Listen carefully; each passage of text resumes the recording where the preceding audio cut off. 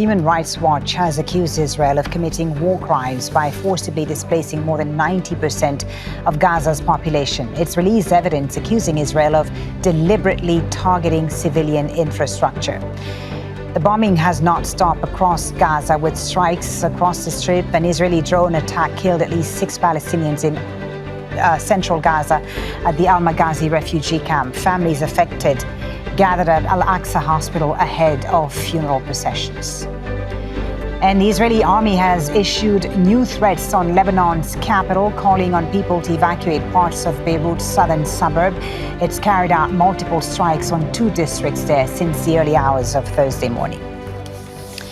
Well, to discuss these latest developments, we're now joined by Gideon Levy, who's a columnist with the Israeli newspaper Haaretz. He's live from Tel Aviv.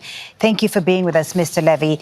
I want to talk about Gaza, obviously, and this Human Rights Watch report, this latest one. But let me ask you first about Lebanon and these reports of rifts between the Israeli army and politicians about the objectives in Lebanon. How serious are these rifts, if confirmed, and what could it mean for the future of the conflict in Lebanon? Because a week or two ago, there were reports that Israel might be interested in negotiating a ceasefire with Hezbollah. What's happened to that? Those reports are still valid, and even there is a report today that Israel wants to finish the war in Lebanon before Donald Trump gets into office. As a gesture, I guess he asked for it. And the report yesterday about the Minister of Defense who put new conditions for a ceasefire there are quite irrelevant, because the Minister of Defense, the new Minister of Defense of Israel, is quite irrelevant. By the end of the day, those decisions are being made only by Benjamin Netanyahu. So is Netanyahu then interested in a ceasefire now in Lebanon? It seems so. I wouldn't guarantee it, but it seems so, because it's totally tasteless what's going on there. People are killed in both sides by dozens every day now, including quite a lot of Israeli soldiers, and it doesn't lead to anywhere but to an agreement. So why should someone wait? But, you know, things get out of control and things get more complicated when there are more casualties.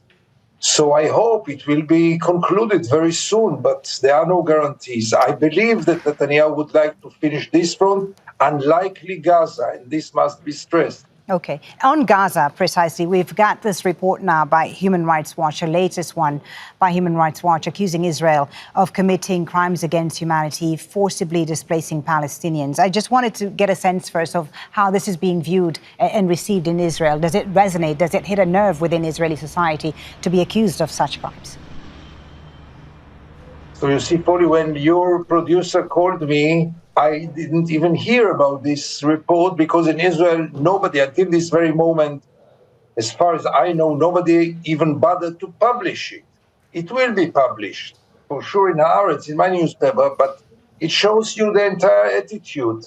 It will be framed as another anti-Semitic document or report against Israel, and very few people will be disturbed by those reports, which are following one after the other. You know, we don't need Human Rights Watch. It's enough to watch Al Jazeera English for 1 hour and understand that something terrible is taking place now in the northern part of Gaza, namely an ethnic cleansing. There is no other way to call it. I was going to ask you about that. What is Netanyahu's map and plan for Gaza and the north in particular? Is Israel's plan perhaps to resettle Israeli citizens in northern Gaza, a transfer of its own population to northern Gaza?